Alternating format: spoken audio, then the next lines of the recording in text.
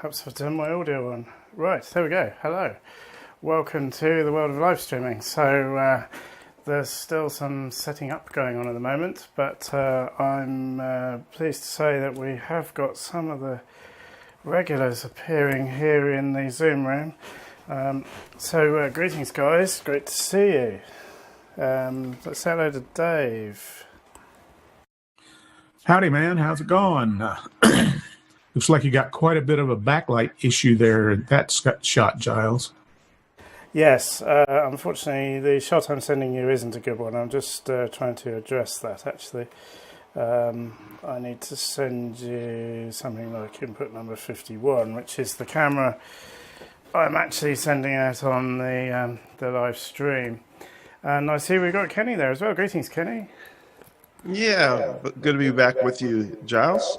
Enjoying watching the event, and I'll hang out with you guys here on the walls, and hopefully have a few more join us.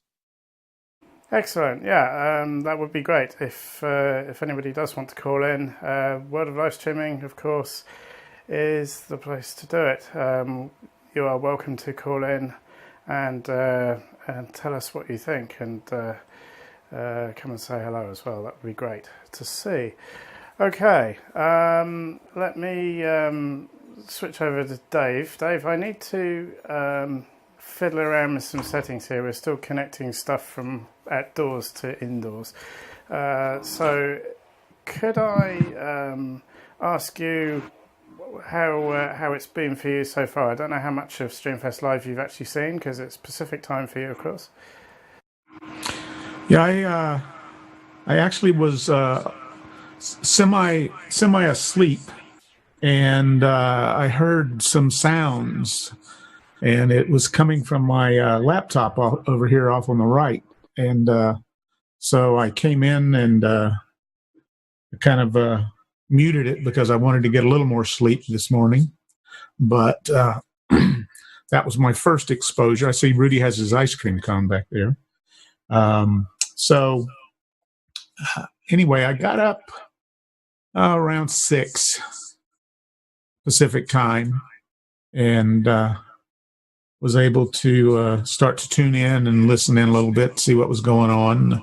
You were having a discussion with, I think, Kenny at that point in time, and it's been looking pretty good. I've been enjoying it. Of course, I'm kind of scrambling over here on my end, preparing for the inevitable relay handoff, making sure I don't fumble the baton. And so still got a few little tweaks to do on my end as well to get ready to go. But so far, so good, I think. Excellent. Hopefully you've got the bit of information you were waiting for. I stuck it in the chat. Yes, I got just that little bit of information. There'll be more information I'll be pinging you about in a bit, so that I have everything that I need set up, so I fill the gaps properly and appropriately. So always exciting, always exciting. So what Dave's referring to here is that later on, not that much later on actually, it's only, was it hour and a bit away, something like that, we will be handing the broadcast over to the USA. And if I just have a look around on my screen over here, nobody can see me because I'm not putting my camera up, but let me minimize that email out of the way. Oh yeah, there was a bit of echo I heard just now. We'll fix that, but thank you for telling us. So where's the schedule gone? Oh, there it is. So yeah, we're up now till 5:30, and then we say greetings to Dave. Well, we've already said greetings to Dave, but we'll probably do that again at 6 o'clock. And then there's going to be a repeat of the Switcher Go thing that we put out earlier to cover Guillaume's slot. And then at 18:45 UK time. Is that 10:45 for you, Dave? We're going to be handing over to Dave Edwards, who you can see on the screen there.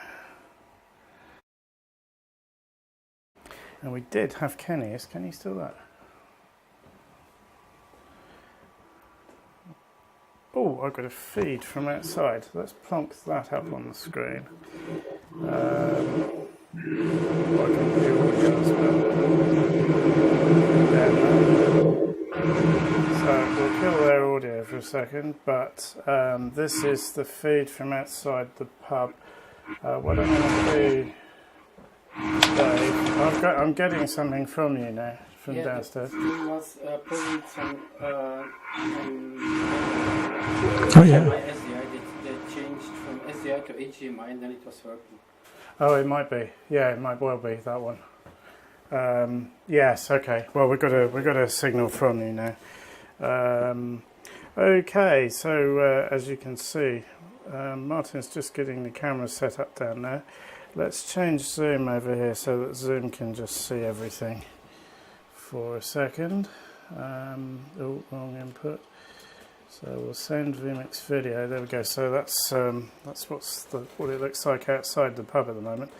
So Martin and Martin are out there, as you can see, just plumbing their microphone in and generally getting set up.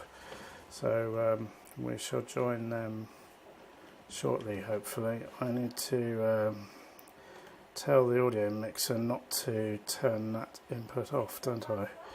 Because otherwise, when we change audio channels or change video shots, it's not going to be so good. So there we go. You can see them setting up out there, and we shall shortly have a bit of a show for you. So Dave, we've got Kenny back as well now. Let's just put Kenny up. We're seeing IP addresses and all sorts coming up over your screen, Kenny, so that's quite interesting. Yeah, hopefully, let's see. Not sure why that's there. We'll see whether I can get rid of it.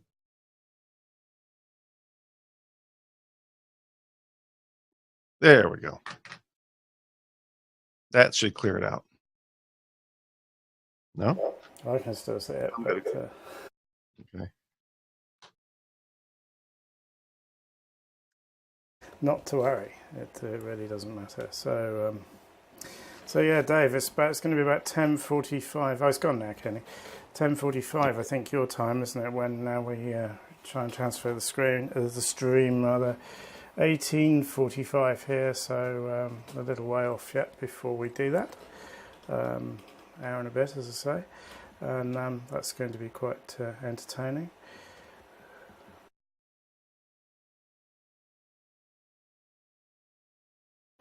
Pretty interesting looking at the Zoom inputs into in vMix.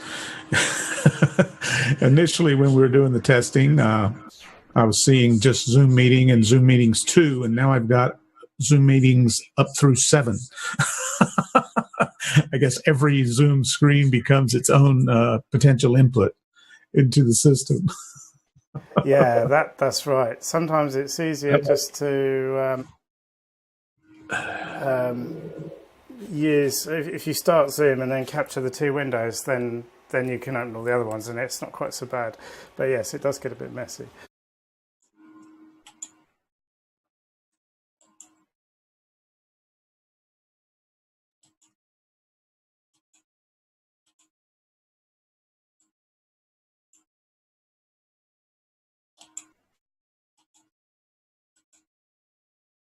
Right, sorry about this. I'm just trying to get a bit of light on me because it's much easier to use this camera so I can face the console. So really it's just going to move a light into place. See if we can't brighten things up a bit over here. Oh, that's starting to look a bit better. Yes, apologies for for doing the setup during the live show, but that's what we do, isn't it? That's how it works on World of Live Streaming. Kenny, is that looking any better? You can see me a bit now, I think, can't you? I need to do, if I turn that way. That's better. I think we're starting to get somewhere now, aren't we?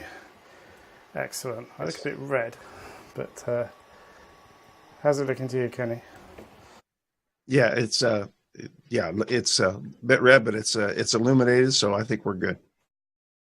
Cool. I might just play with the color correction facilities on here, and thank you, Rudy, for doing that. That's great. See if I can't get some of that redness out of there. And it was funny actually because we were talking about the color correction earlier on. So that is here's a sort of a practical use case where you've got a camera that's well. What we should start by saying with anything to do with color correction, as we always say, put it right in the camera first. You're never going to get it. You're never going to compensate properly for the camera. But I'm using the webcam in the lid of the laptop here, and I have absolutely no control over it. So I'm just looking for the original input, which I've now found, and I'm going to blow that up full screen so I can see myself. That doesn't look too bad actually. But I think what we might try and do is just sort of try and reduce the red a bit.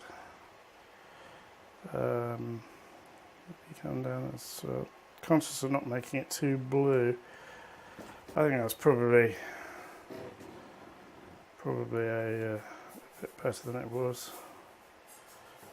So I'm not doing this, of course, with any precision. It's just, yeah, it's probably slightly green now, but at least my face looks slightly less red. So yeah, I think that's possibly an improvement. We will see. Who am I joined by here? I've got somebody else joined. Oh, I've got Dave. Dan. Hello, Dan. Greetings. And Dan Slider, of course, being the main sponsor of Streamfest Live this year. It's great to have you along, Dan. I assume that's Dan Slider anyway. No, it's not, is it? It's another Dan. I'm looking at a squinty, tiny picture here, and I thought that might be it. That's Dan Fader, not Dan Slider. Dan Slider's busy, so he sent in his evil twin. Greetings, Dan. Anyway, if you want to say hello, just you need to unmute your audio, and then we'll be able to hear you. But you're welcome to just look. Anyway. So Kenny, hopefully that's looking a little bit better than it was. Yes, and I was just thinking about that. I'm on Zoom, which I'm not going through vMix, so I don't have the color correction. But Zoom does a lot, but it would be nice to be able, because as you can see, my picture is pink, as it were, and I don't have control of that camera, so it'd be nice to have that capability. But vMix is the feature-rich part of that really is an improvement, because you can go in just like you're doing, Giles, and tweak that. Great feature. Yeah, I think if used properly with color correction or color charts and things, you can probably do quite a bit with it. But as we always say, as I said before, getting it right in the camera has got to be the first thing. Oh, have we lost Dan? He's disappeared. Oh no, he's just turned his camera off. Okay. Okay, well, they're still setting up outside, I think. I'm just going to go back and have a look. Let's take the scene from outdoors and just see what's going on there. Yeah, unfortunately, you can't see that on Zoom. I can see a microphone on the table and a pair of headphones. So looks like they're still getting set up there. I'll just put that back up. So that's the view we're getting from outside, Martin. So it's sort of half there. What we can't work out is if we can get a feed of Zoom audio into the radio. Could you not use a phone outside? Just put it on Zoom. Go into the Zoom room. That might be possible. I don't know. This was just an idea we had. It might be easier just to use a phone. Just log into the Zoom room and turn your video off. Right. That would probably be the easiest thing. So, guys, just so that you understand what's going on, they're trying to get the Zoom audio outside because, of course, the NDI feed is just a one-way feed. So we're trying to suss that out at the moment. So this is the kind of practical demonstration of the practical difficulties of doing a live stream. We're literally trying to set it up while the show's going on in this particular case, and that's probably not ideal, but it means we can show you exactly what we're having to deal with. So Kenny, can I just pass it over to you for a minute so I can just have a quick word with Martin K here? Yes, absolutely. Well, for those of you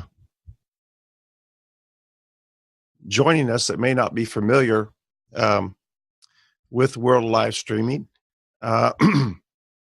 this is typical of a Monday show that Giles hosts from his location, and we'll have as many as typically probably 7 or 8 participants, but we've been up to 10 or 11, I believe, of people popping in, and we have good conversations on the Monday. And oftentimes there's an after show that is also on YouTube, and you can find these on YouTube. But following that, we typically go off the air and we're all just on Zoom, and we have conversations that sometimes go on for two hours, typically about technology, but not always. We get in some other areas as well, but it's a good time when we can really test things, do some of the kinds of things that Giles is actually having to do live right now in his remote location. But it's a good time that we can learn, and sometimes we talk about something on air. One of the participants wants more clarification, so after we get off air, we'll have good discussions. Somebody will say, "Let me give it a try," and we'll solve a lot of issues that way. So think about coming in and joining us on Monday afternoon. I believe it's 8 p.m. your time, isn't it, Giles, when the show starts, I believe. And it's 2 o'clock Central Time here in the U.S., to sort out your time. But come join us if you've never participated. Even if you have, if you've just been lurking, watching, come on in and get involved, and love to have you in, because we learn something new from new people all the time. All the time. We're looking forward to this outside shot. And Giles, I don't know if you're able to comment just now, but what are we going to be looking at outside? Well, hopefully the participants of the show, we thought it would be a good idea to go and sit, well, for everybody else to go and sit outside, because there's not much room in here, and for a few of us to be trying to do the show together. But it's one of those crazy ideas that probably isn't going to work at the moment, because we were just discussing how we were going to get the Zoom audio outside without all the other audio on it, and I'm using both the buses, so it's slightly tricky. The master bus has got all our audio on it, and bus A has only got my audio on it going out to you without your audio on. So yeah, we're stuck for a clean audio feed to go back out. So I've suggested just logging in on a phone into the Zoom meeting, so that at least you can hear what's going on. But of course, the phone will be picked up by the microphone as well. So there is that issue. So we're just trying to work out the best way to do this. And Martin's just come up now as well. I was just explaining, Martin, how we're trying to get the Zoom audio out to you downstairs, but I haven't got a way I can just send you the Zoom audio. Oh, we can just do it in here then. Let's not waste time. Yeah, it might be just as well. Yeah, well, if we can squeeze everybody onto that sofa over there, then we can do it. So we're abandoning the outside idea. But anyway, we've had some nice shots from outside. Thank you very much. And we'll come back in. Show will be over by the time we get this set up anyway. So there's been some fascinating stuff. Some of the things we've played out, just for example, the video that we played out about Mevo just before the show. All sorts of different little bits of technology that are available and are of interest in certain situations. Are you familiar much with Mevo, Kenny?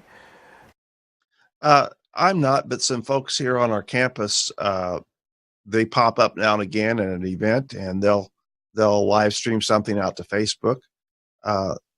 It looks like it has lots and lots of clever uses. I would love to have one to play with and would find use for it. But as was mentioned, it doesn't integrate at all, at least with vMix. So I don't know, unless you know, of a way that you could actually just make it a camera source in vMix.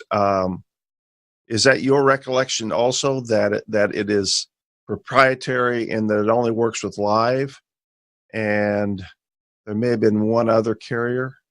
Am I wrong on that? I didn't quite pick up which carriers it was working on because we were trying to get the show set up here. But yeah, it's getting it into vMix it sounds like it is a bit of an issue. I'm not sure there's any kind of HDMI out or anything that you could capture. But like I say, I wasn't actually following the presentation on that very closely because we were trying to sort things out. Yeah, we'll need to follow up with that to see if there is a way, even though we may not be able to stream it in, if there is any sort of physical output such as HDMI that would let you get out. Now, I suppose what you could do,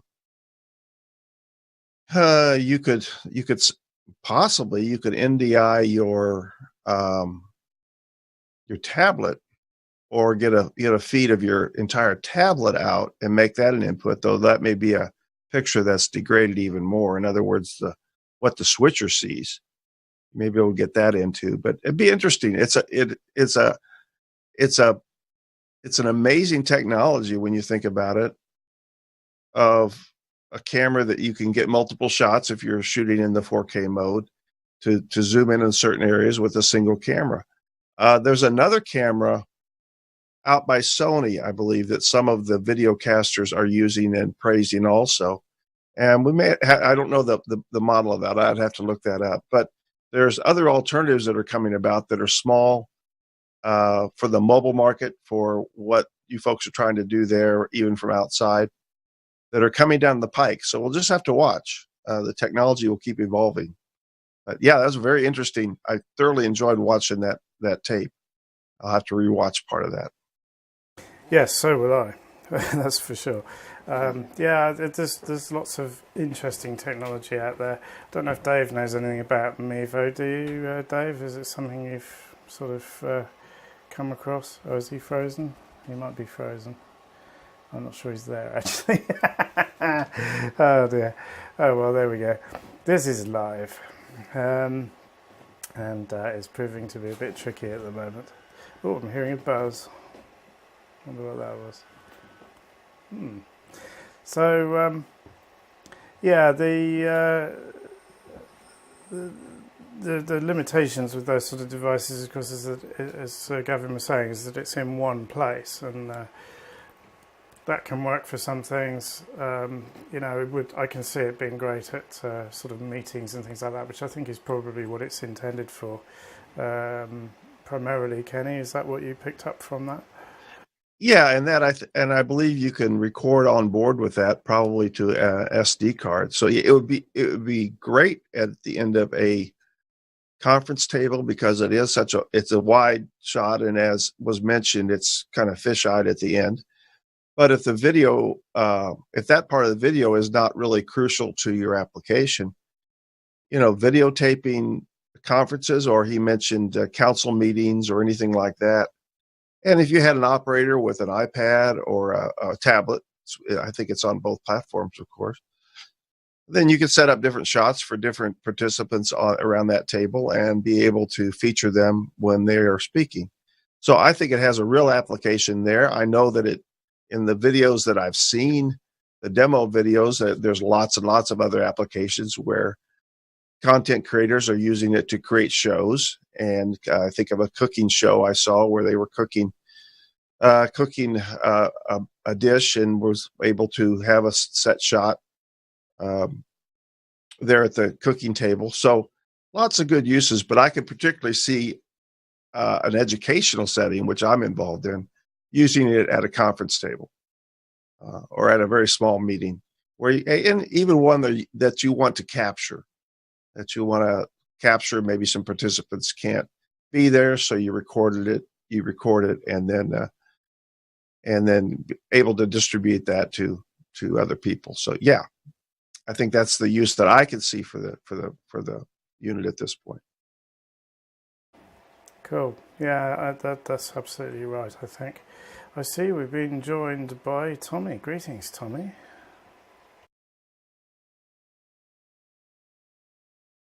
It's just waving. Tommy is unusually quiet today, as it were. I just wanted to come in and cause trouble. Oh, good, good. I'm glad you did. We need a troublemaker at the moment to make it interesting. We're struggling for content because we're still setting the show up. I would like to file a complaint against, I believe it's John Thompson, maybe a few others. I can't eat ice cream anymore, so I don't think anybody else should be able to eat ice cream. So I'm going to protest. I'll be outside with a sign in front of my house. I just don't know how much good that'll do. Say that again, Rudy. Protest rejected. All in favor says aye. Aye. Aye.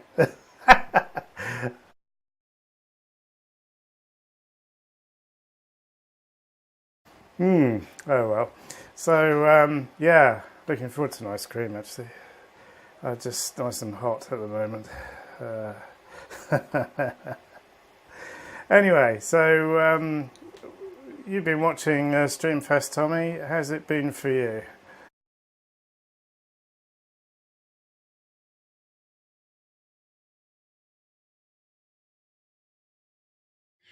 What has got me, Giles, on all of this is the quality. The video quality, the sound quality. There was a little buffering at the very beginning this morning at 3:30 my time. But after that, I mean, it has been top notch as far as just the video quality, the sound quality, the content has been excellent. And be honest with you, I'm trying to figure out why Dave Edwards is sitting down just below me here and he just crawled under a desk in the other screen. I see he's frozen in one. Okay, I got it now. But no, there's the live streaming there is so much difference in the quality of the video between this year and last year that it's noticeable to me. Well, that's good news. Thank you for that feedback. Yeah, and the presentations have been excellent as well. We've had some really good stuff this morning. So much so that it's actually impossible to remember it all. But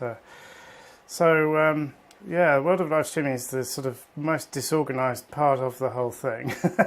But then, you have to forgive us for sort of trying to do too many things at once, really. World of Live Streaming was easier last year, I think, because we just had everybody in on Zoom. But because we've got people actually physically here, I mean, I've got Rudy sitting behind me doing the social media. Thank you for doing that, Rudy. There's people all over the place. I want to send you this feed from outside. Oh no, it's stopped now, so I can't. Yeah, there's just been so much good stuff going on, and I see we've got Dave back with us now. Do you want to say hello to Tommy, Dave? T-Dub, what's up, my brother from a stranger mother?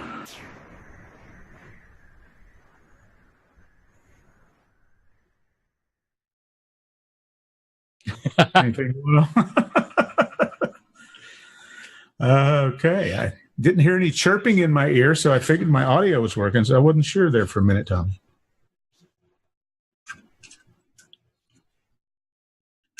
Looks like we've been joined by Merle as well from Micro Homesteaders. Greetings, Merle. Good. Merle's here to bail us out.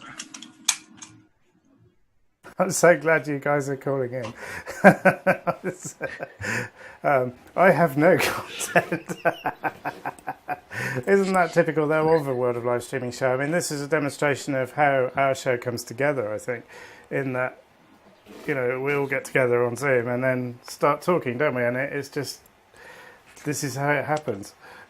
He's really Giles, I have to take issue with that because you typically have an agenda, and we do a lot of bantering about like this, but you typically have a plan of attack, and I'm waiting to hear that plan of attack for today.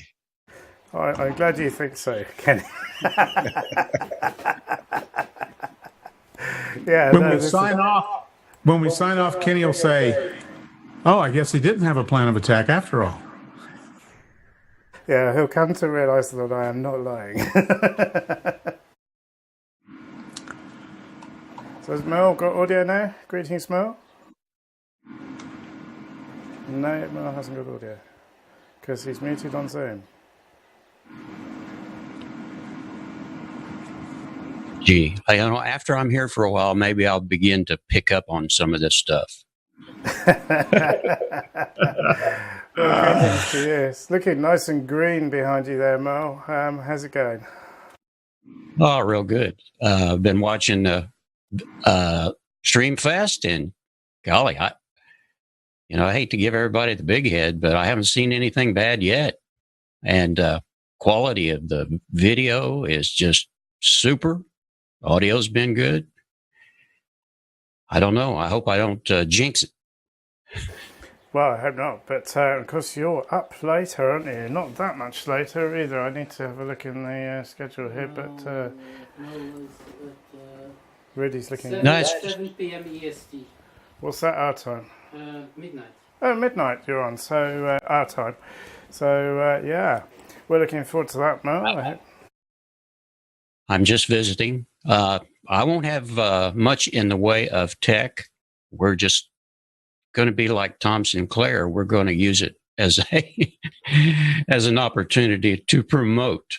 So I'm bringing a couple of guys in with me, and if Tommy's available, he's going to come in because he always comes to our show, and he's become a part of it. He just has. What time is this for yours, Merle? Central time? Central would be 6 Central. Yeah. Okay, that's right after mine. Yeah, I think so. Okay. All right. This will be a Merle commercial. Yeah, well, yeah. I actually work with another guy, and he'll be coming in, and we'll give him a spot and Tommy a spot, and I think it should be interesting for some people.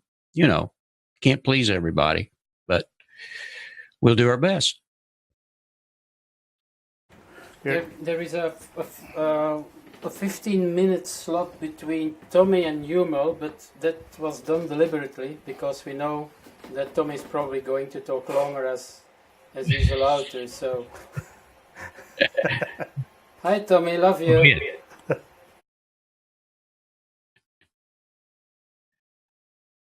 I think I'm just going to solo up. That's what I'm going to do, like a possum. Again. He said he was going to. So you didn't mean again? No, right, okay. So Merle, I think there'll be a few people in the chat room who'd be very pleased to know that you're not going to be talking about technology.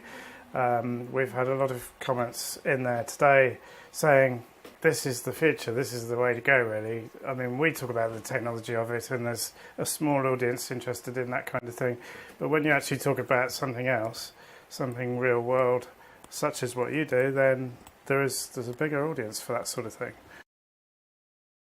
Well, I don't know about bigger, but hopefully there will be a few anyway. One of the things that we do that most people don't do is we generally on Saturday we stream for about 3 hours, sometimes a little more. In fact, a couple of weeks ago, I think we did 5 hours. So it's almost a Streamfest. It was fantastic. Anyway, I don't wish to hog the channel, so I'll let you say hello to everybody. Well, like I said, I can't, I don't know, maybe it's always this good, but it surely seems like the video is exceptional today. Maybe it's just because it's early. I don't know. I'm seeing buffering on YouTube right now. That's YouTube. Yeah, it's not all that unusual, really. Yeah, it's green. I'd like to, if I could, I'd like to take a second and say something about Merle's show, his and Mark's show. The community that comes in there reminds me a lot of the live streaming community, the type and quality of people, with Mike accepting me. But for the most part, the people are, they're passionate about what they do with the gardening and just everything about planning and how to eat the food and how to plan for, like Merle's trying to do is get up 2 years worth of food in case something happens. And, that to me, that's a good plan. I'm too lazy to do it.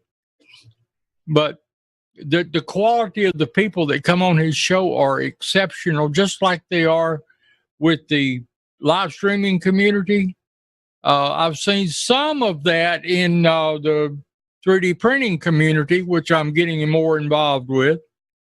And there is these communities that are niche communities, maybe you would call it, but there's just a lot of people that come together using live streaming and on YouTube and Facebook and things like that. And I think it's great. I mean, I meet people from all over the world this way. Otherwise, I wouldn't never know anybody outside my county. So I'll shut up with my rant, but I just wanted to say that. Thank you, Tommy. Yeah, we actually do about every other week. We do what we call a prayer stream. Yep. We pray for people that are in need of prayer, and sometimes on screen. Sometimes you take it home with you and do it at your own pace. But yeah, it's quite different, really is, and enjoyable for some of us. We don't. We'll occasionally even talk about politics, but not here. So, yeah, it's going to be different for sure. Dave, what time do you take over? Take over? What? Yeah. I never take over. I'm hanging on by the skin of my teeth at the back of the caboose. Uh-huh. Just trying to keep from being dumped onto the rails. So, but I think the official streaming baton will be handed off somewhere around 10:45 Pacific time. So that'll be what? 7:45? Something like that. I don't know. I think. That's a little over an hour away. So I haven't looked at the agenda today. What's next and when? I was looking at the agenda. Up after this, we've got Switcher Go again, because we played that one out this morning during Guillaume's slot. But for anybody who didn't see it, it's a most interesting piece done by Gavin Gratian and Martin Kay. And following that, we hand over to Dave. I think it's after that, or is it, I need to look at the schedule myself. There's so many things.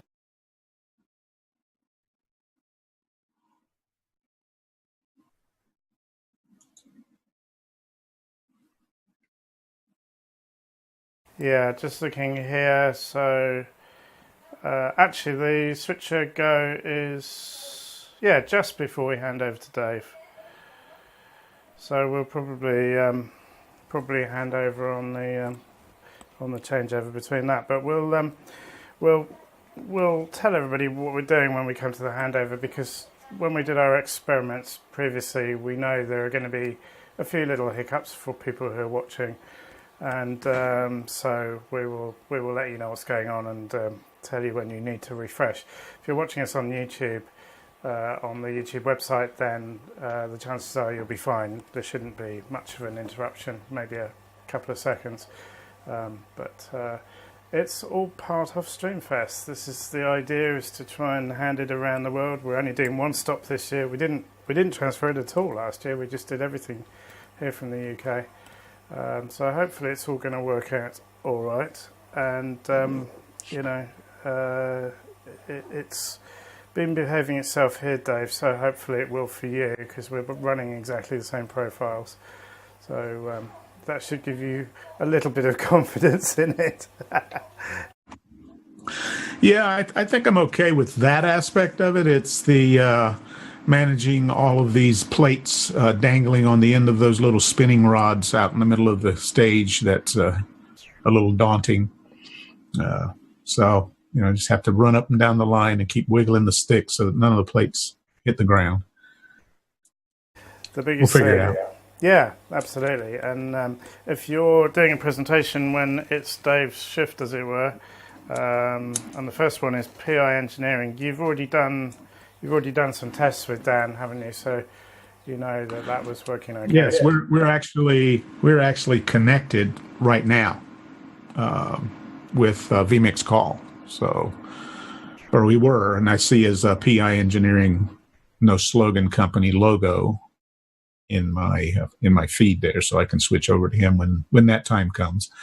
And after that, we have Jim Jacobs coming on, and I think he's got a trailer tour and God only knows what else. He was talking about a number of things with some type of wireless gadget that he's going to show us at some point. So we'll see.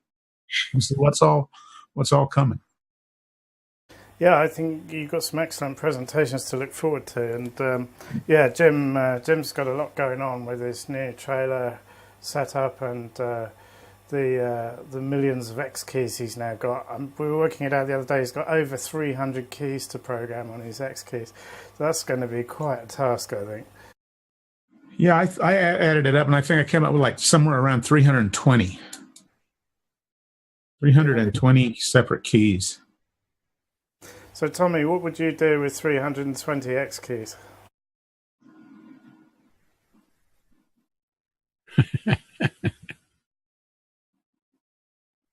Punch a lot of buttons.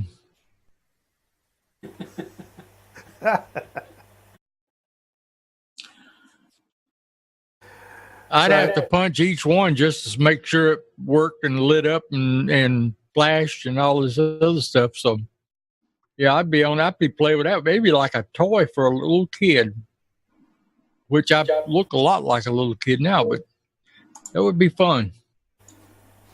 No, all these different X keys. Yeah, well, how can you? Two per laptop, so maybe he's going to use 3 laptops, so because I think he had. 4. Well, with X keys you can have more than one on the machine because you can put them on different channels. So this is guessing. I thought you only had 2 channels, only channel 1 and 2. There's only 2 channels? No, it wasn't true. Oh, well, we'll find out. Because we only had so far we only have used 2 channels, one for the MIDI, some for right. one for the X keys and the other one for the APC MIDI. He needs to get on the mic. I'm really talking through my lapel mic here, but I was just thinking with so many X keys at the same time how that's going to work. How many channels are there? Does anybody know how many channels of X keys you can have? Because it's the one device that you can have.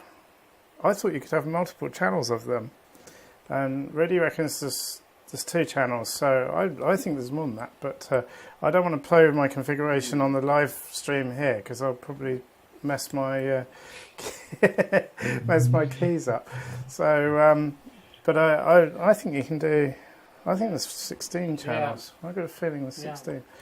I would think that you would, however many USB, separate USB mounts you got is what I believe S keys. If you had 20 USB connections with the power on a computer, then you put 20 S keys on it. I believe. Yeah, I that think is an amazing. With the 16 channels, I think when you look in the settings, you'll see 16 channel options to choose. So that may be the limitation, as well as the ports that you're talking about, Tommy.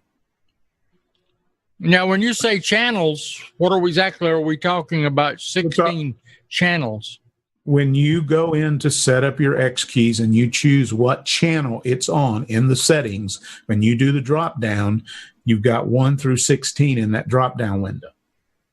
And so you can, that way when you install each X keys, they're not talking over each other and bumping heads. But since I've only got 1 S keys, I guess it never mattered with me. I just plugged mine in and went to playing with it. Well, if I'd had 2, then it would have mattered. The nice thing about that, too, guys, is that there may be instances where you want 2 separate X keys operating on the same channel doing the same thing. If you have 2 operators and they're at one end of a table and you both want the ability to operate, then you could set them up on the same channel and replicate each other. So there's some advantages to doing that. Yep. Here's my question: is there anything that X keys won't do? I mean, that's probably easier to find out that than what it will do. It's an amazing device, and I really hope Dan's got my check in the mail, but it really is an amazing device. You know the only thing we all know, the only thing that's missing with X keys, and then gets think if we tell that he always said yeah we know, everyone is telling us. Yep. Just missing Dan's family name. That's the only thing we're missing. Yeah, we like our X keys quite a bit, no doubt. Definitely a very fine device. In fact, I'm using one now. 24 keys of goodness. And that's basically all we need to produce this event, which is amazing, really, isn't it, when you think about it?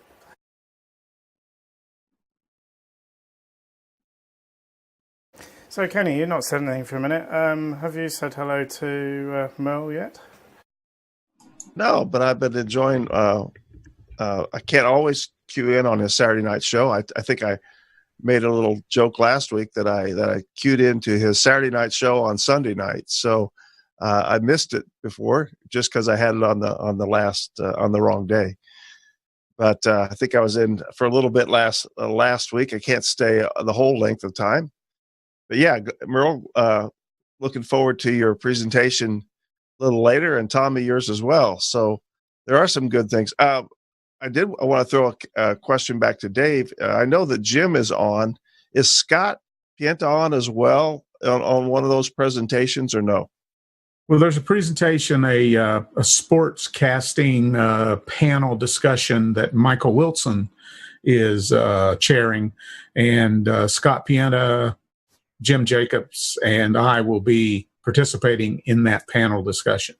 Okay. So he's on at that time. So I'm sure we'll hear about hometown TV as part of what Scott will be thinking, because I'm sure from my discussions with him last year and other information I've seen him put out on Facebook, etc. I mean, this is his vision, is to have a 24/7 content-rich TV station that people can participate in and provide content, and then have their own version of it in their local communities and counties and towns, so that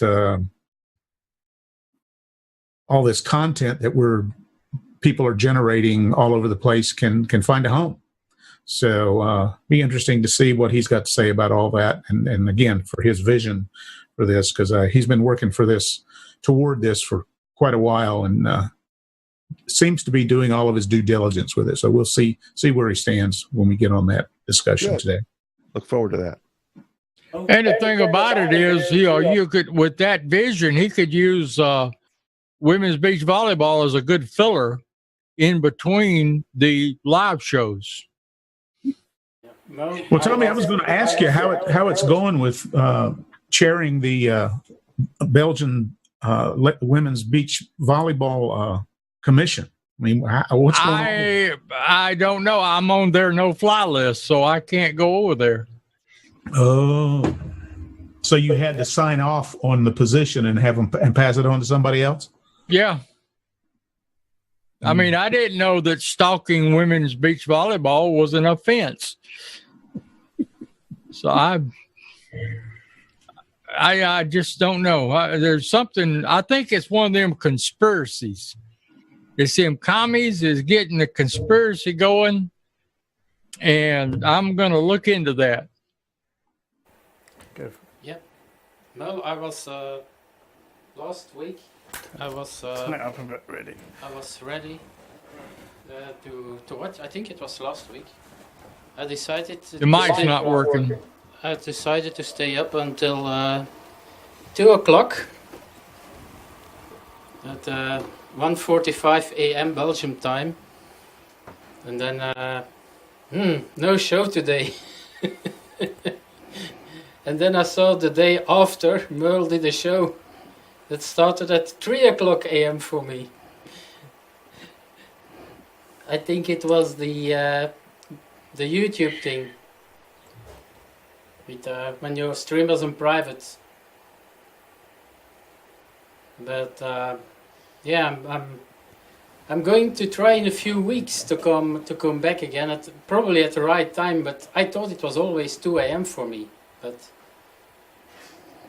I think Merle's frozen. You with us still? Oh no, he's still there. No. He's just doing a good impression of being frozen. I'm just being real still and listening. I see something in the chat room about from Dan Slaughter. Says Miranda and I came up with a special surprise for y'all. So we need to be on our toes for that. We don't want to miss it. Well, and he's typing in Southern, so yeah, I like that. That's the only reason I could read it. I could understand that. Exactly. I'm still trying to learn Tommy's language as a second language. Well, that's okay. Tommy's working on it as a first language, so. Yes, I am. Oh, wait a minute. Was that a cut? No. No? Oh, okay. All right. Hey, look, anytime anybody's working on something, that's not a cut. That's a compliment. No matter what it is they're working on. It's a condiment? Yeah. It's right next to the ketchup and mustard. Yeah. Okay. Dan Slaughter loves me. I'm going to shine this laser into Giles' eyes and see if he crashes the whole system here. I'm going to mute my... I think you muted it before you finished talking then, Tommy. Yeah. Mutated. Well, we've got just half an hour left, guys. I mean, how are we going to pack everything into that half hour?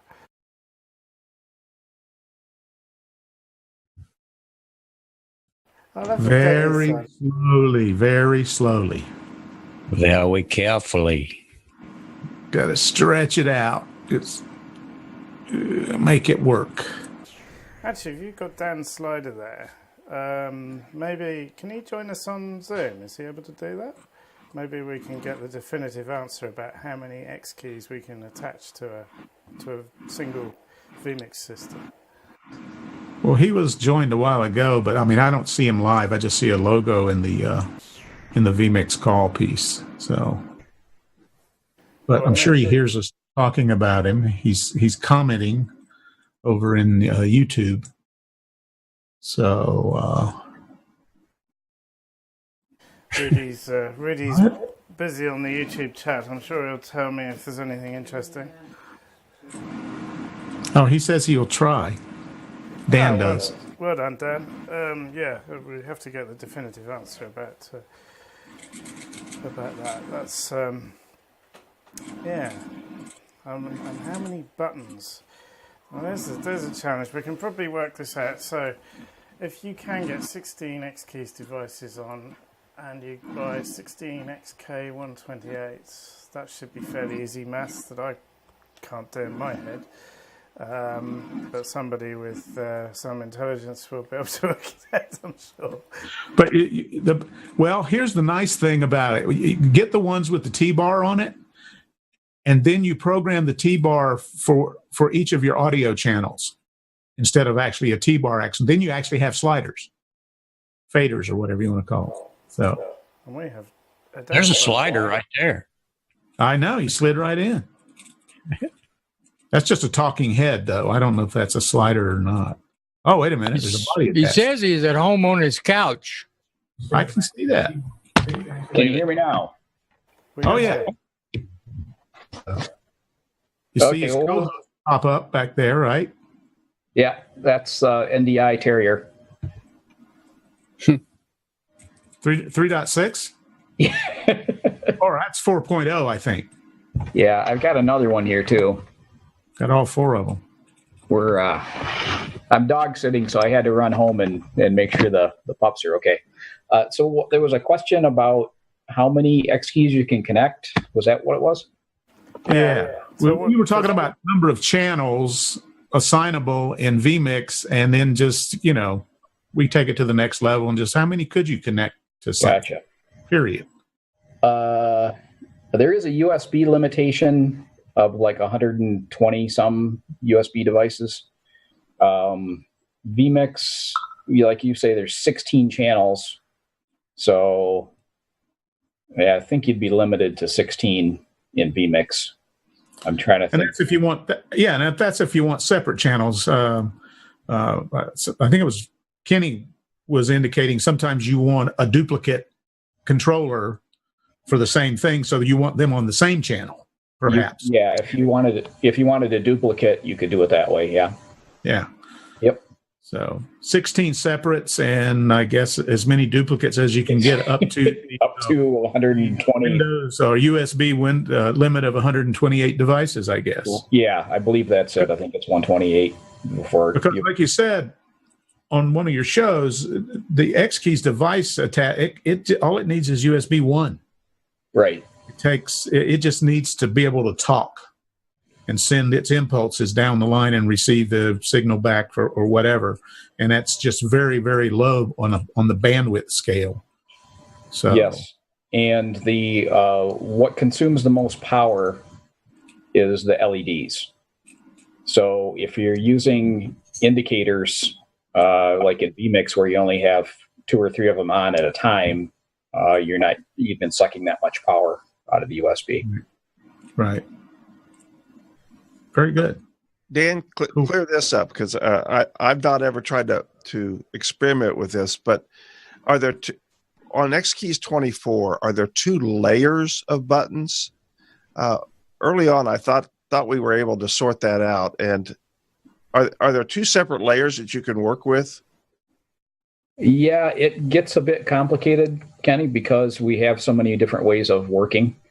We have built into the hardware 2 layers of programming. So if you're just programming keystrokes, key combinations, you can set up 2 separate layers and send those. Now, vMix itself isn't going to recognize individual layers. It's just, one button on one channel assigned, and that's going to work that way. So if you wanted those 2 layers to work in vMix, you would have to program them all as keystrokes. So that you're sending A, B, C, D from the keys, and then when you switch the layer, you're sending another set of letters. It would be interesting if you could assign the device to 2 separate channels, and one channel would be layer 1 and the other channel would be layer 2. I don't even know if that's possible to work that out. Not currently the way things are in vMix. That would be something Martin would have to do. And then you'd have to come up with a method for keeping track of which layer you were on as well. Yeah. Well, you have a couple of lights up there, indicators. You got your green, I guess, your power light that it's on. Then you have the other indicator at the top. And I would assume, in my brain, I would program the number 1 button to be the one that switches between layers, because it's right next to those little LEDs that are up top there. You're right on there, Dave, and that is what we use those for, is to indicate which layer you're on. Once we added backlighting to the unit, we also use backlighting to indicate, you can have all the keys on red on one layer, all of them on blue. Yeah, gotcha. Yeah. So, Dan, whenever you switch in vMix, if you were to switch layers, does that? You're saying it doesn't recognize it yet, but when you switch layers and you press that key as this is what I want to program, does that show up as a separate key, a different key number? Well, here's the tricky part, Kenny, is that we are sending multiple messages into the operating system. If there's nothing programmed on the key, we're sending our data report that simply says button 6 is down. Do what you want to do with it. And we're sending that all the time, even if you program the number 6 on that key.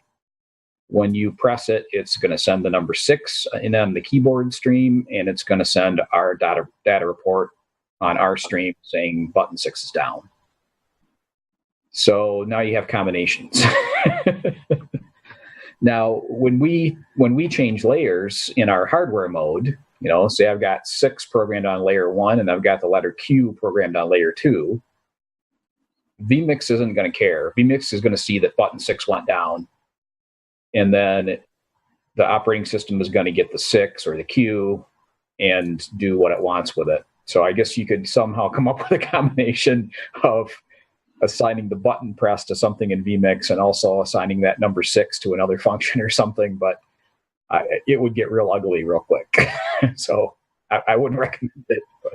So where is this? There's a reason why you put 2 layers on the unit. What industries or how is this typically used in other environments? Then it's a limitation of vMix, if there is such a thing, because there hasn't been so far. But it is something that vMix doesn't handle the way that X keys was designed for another purpose. Is that fair? That is fair. I believe I wasn't quite with the company when the first X keys was designed, but I think there was a similar product out there that had 2 or 3 layers of programming, and so the engineers said we'd have to have at least 2 layers. And then at that time, it was a 20-key device, and you could assign one of those keys to switch layers so that you could have a total of 38 different macros programmed on it. And that's just kind of held over. Now that, once software took over and now we can have an infinite number of layers, now our software can check and see what applications is in focus and send the macro that I want for that application. Then this layer thing it's almost obsolete, but it's still in there. And yeah, we still do have people that use it in pure hardware mode, and they have one set of macros on one layer and switch to the other for another set. So, yeah, Tommy and I want to thank you for clearing all that up for us.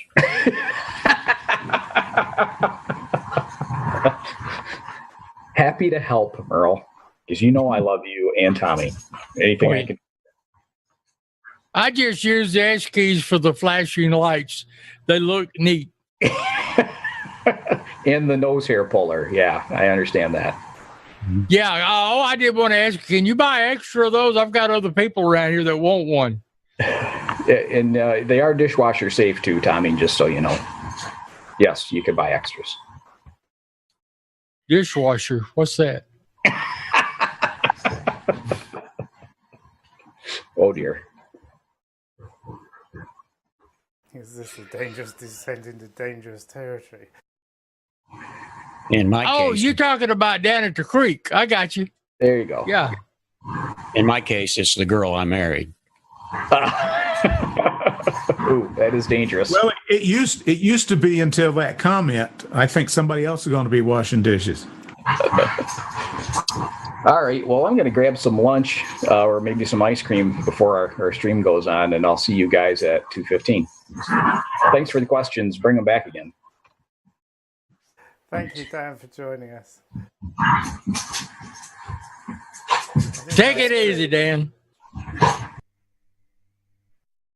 Well, there we go. So, as Rudy and John worked out, so you can have 2,048 individually programmable keys in theory. So that's a lot of keys.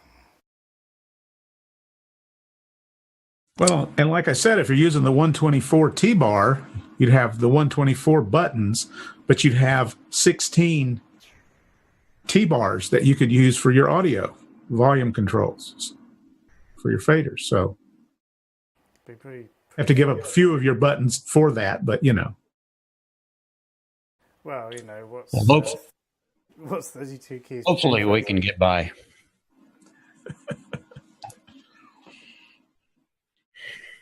Yeah. So could you ever conceive of a possible use for even 300 keys, Mel? I mean, it's going to be fascinating to see how Jim plans to use all these buttons. Well, if you go and look at the Behringer DJ devices that he had and break it down, he had a lot of buttons to begin with, a ton of them. And so it'd be interesting to go back and look up each one of those PL1s and whatever else that he had and see how many buttons he had to begin with and where this next layer takes him. Because, well, see, I know he had two of the ones with the scratch disc on them because he would do replay, and he had a replay station further down in the trailer.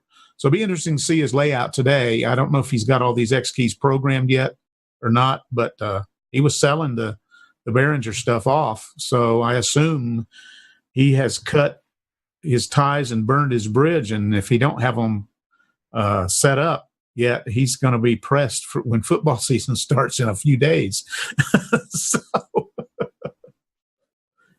yeah. As you say, he must have actually programmed them. So. Yeah, I wonder if it's the physical number of buttons he needs or whether it's just because he's going to lay it out. I guess we're going to find out later. That's going to be a very interesting Yeah. Well, I know he always said he didn't have enough buttons when we were at StreamCon together. He said, I just don't have enough buttons. I need more buttons. And but see, I think what people need, as we were talking about earlier with this X Keys 24, I think what people need is an X Keys 24. And learn how to fly on an X Keys 24, and you'll start to see that you'll develop your skills on triggers and doubling up on your shortcuts and, you know, doing multiple things at the same time. And you end up with this little 24 keys. And we're not even using all of them for this production. We have open keys on this device that I've got in front of me with everything that's going on. And we've got nearly 50 inputs I have 50 because I added a couple of things of my own, but I've got 50 inputs over here. And, you know, some of the stuff I'm going to do manually, but There's a lot of this that's just programmed right into this little X Keys 24 that Giles put together when he built the presets for this stuff. Pretty powerful. Yeah, I tend to agree, David. It's amazing what you can do with 24 buttons, and it's. I mean, you can always use a few more, but the problem, I think, is if you have a lot of buttons, it takes a lot of learning where things are, and if you're trying to do something quickly, that's not necessarily always going to be very easy to do. However, in a professional production like, say, Jim is doing, if he's putting different adverts and different graphics, I guess, on each button, they will definitely know where those buttons are when they need to use them. Yeah. They will have learned it. But that's in itself quite a skill, isn't it? To get the muscle memory to know where you've got to go at a moment's notice. Of course, if it's fairly planned, maybe you've got time to find the button. Well, I mean, and in a real production at that level where you have a game going on or a show going on or whatever it is. I mean, we've seen some of these esports things where they're using these new tech massive mixing desks, switching desks that are the size of my 6-foot table here. And that's just one desk that they've got there with buttons galore, very little space in between any of them. When you're in the production and that's your job and you're not trying to provide talent or trying to go find a mouse to replace the one that just died on the device that you're on, you've got time to specialize and you've got time to, be better at doing all that. But when you're, a one-man switching production and you're doing pretty much everything and you're the talent, yeah, it gets real sketchy. You need fewer buttons and fewer connections and things that are, laid out for you to be able to get to quickly. Too much is not necessarily good. Yeah, I think Jim, if I'm not mistaken, has actually broken it into a job for 2 people. And I could be wrong, but I think there's 2 people actually taking care of all that. That way you get it done right. Yeah.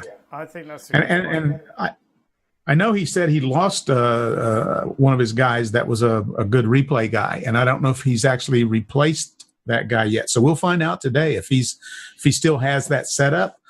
I'm assuming he still has the setup, and I don't know if he's filled the spot or not to be able to do that and hand that off. But you just watch what Jim does himself. I mean, his replay guy, from what he was telling us last year, his replay guy was all over the stuff. I mean, that was his job, was to do the replay, and he was just working it. And he had his little jog shuttle there to go back and forth and all that stuff. But Jim had a station for himself where he did all the other switching, plus he had a replay station there as well. That way, if he saw something that he wanted to bring in a replay, he could do that as well. So, yeah, I mean, it's an art to figure out what it is that you need on your control setup and what your workflow is. And then when you add another person to assist in that workflow, what do you need to change? Because I'm sure it's like night and day difference when you're sharing the responsibilities like that. But, it's a good thing when you can get people to be a part of the production where they can handle some of that stuff. I mean, we do World of Live Streaming, and mostly what we provide is content, commentary on things that are going on. And Giles is able to kick back and handle a lot of the presentation and production aspect of it. But even still, his face is on the screen a lot, many times. And so he's still got to do all that switching while we're just sitting here listening and doing very little switching on our part. We just got to remember to make our audio active every now and then. That's pretty much it. Or if we take a break like Tommy, we put up our little logo for taking a break. Trolling is a lot easier than producing. That's why I'd like to stay as a troll. Yeah. Well, you do a good job of it, Tommy. Troll extraordinaire. I am a professional. Please don't try this at home. That's right. Now, especially without a net. And because if you do, a truck will show up with some guys with a net, and she won't like it. Yeah, I've already had to hide from them. I've been working with trying to set up Zoom lately, and it seems to me like you can be busy with Zoom just by itself. Yes, sir. Yeah. I concur. Yes. I must admit, I'm just sitting back relaxing while well, I'm not really, but you're just talking about Zoom. The one good thing about Zoom is that you can put up the full screen and it just switches to whoever's talking. So I was able to sort of, just sit there for a few seconds. It just gives you a little bit of a break, rest the fingers, So yeah, it's pretty good, but you've got the full screen view, which I've just cut to now, and then on input number 7 we've got the gallery view, and I do spend quite a bit of time switching between those just so that it's something different. And also, if somebody makes a joke and everybody smiles, then it's nice to quickly flick to the gallery view so everybody on the live stream can actually see that everybody's appreciating the joke and so on. So yeah, there is a bit, but it's not as bad as having to switch individual cameras for individual people, and that you definitely have to stay on the ball with that one. Yeah, and it's not perfect, but I mean, for what it does and the fact that, they have a free version that you can do up to 40 minutes with. I mean, if you're doing a short meeting, you can have, 6 people in that meeting, and you can, do a 30-minute meeting and have a 10-minute Q&A and in and out. So it's a very, very useful system that they've set up there. And I've used a number of the other conferencing systems that are available, similar type of things, and I just think Zoom is the king as far as I'm concerned. It's quite brilliant with the work that they've put into this, and it sure helped us, no doubt. Yeah, I agree 100%. Just trying to make it work with vMix, though, can be a challenge if you don't know what you're doing. Now, what I've been doing, and I'm probably going about it the wrong way, but with the gallery view, I have actually created a virtual input and layered over so I don't get an infinity effect. Is that what you do, Giles? What I do is to drive Zoom's video with external 2, and I set external 2 to be a fixed camera, so that even when I switch to Zoom, what's coming out of vMix is still that camera. So you don't get that infinity effect. So it makes it worthwhile then to spend the extra money and get the pro version of. I think it's only 4K and up. Is it 4K and upwards? Yeah, I think you need 4K or upwards to do it. Yeah, that's right. And then you get all the multi-recorder and all the other things, which are actually really useful tools if you want to record something else that's happening live while you're in mid-production to then play out later and things like that. There's so much you can do with it when you've got those facilities. So yeah, the 4K version is definitely well worth having, and the Pro version if you want the extra vMix calls and the extra cameras on the replay. Of course, you get one replay on the 4K version. Clarify this, Giles. You don't need the paid version to use your external 2 output of vMix and do what you're accomplishing. Is that right? Yeah, you can use the free version of Zoom, but you need 4K or upwards version of vMix. Yes. To make it simpler, yeah. See, what I'm having to do with the basic version is I have to take Zoom and make a virtual input of my camera and layer it over so I don't get the infinity effect. But it will work that way. It's just more work. Yeah, you can do it, as you say, and it does depend on which version of vMix you've got, and that's very clever what you've done there, Mel, to obscure the infinity. That's a brilliant way of dealing with it without having to spend a load of money on an extra license that may only give you that benefit.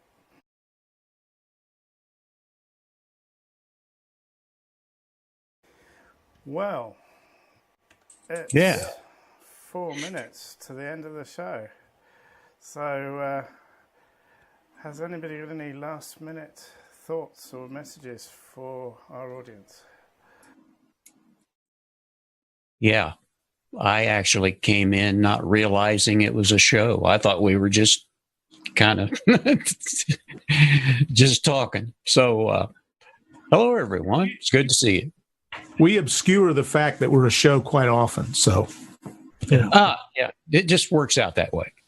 It's just an old country store with a Cracker Barrel and a potbelly stove, and we're all just sitting around sipping Cokes and just shooting a breeze.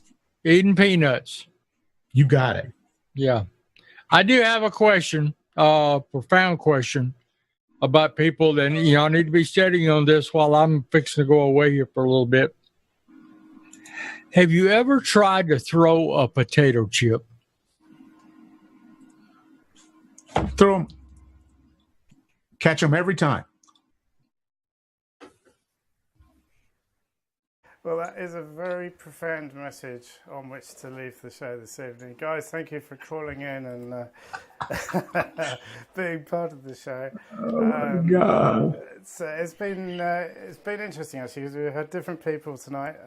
The other guys have gone off for a beer, I think, and left me with it. So, but they deserve it because they've been working hard all day. So thank you once again. We hope you will join us again on Monday.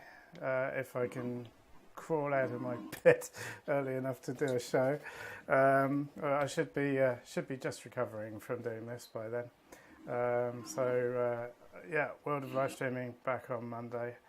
And, I don't know what the subject will be, but I guess there'll be some mentions of the things that we've talked about here.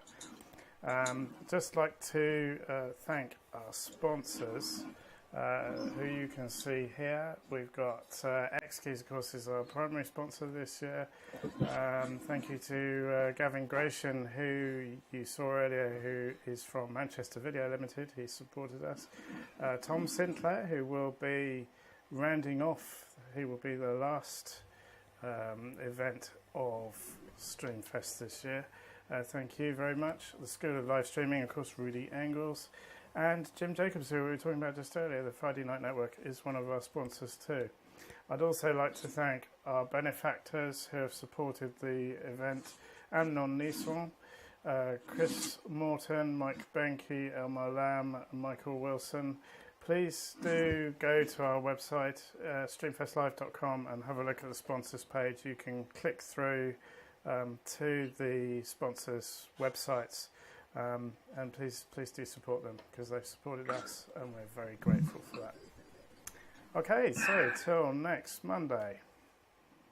Thank you very much, guys. We'll be back in a few minutes with Switcher Go.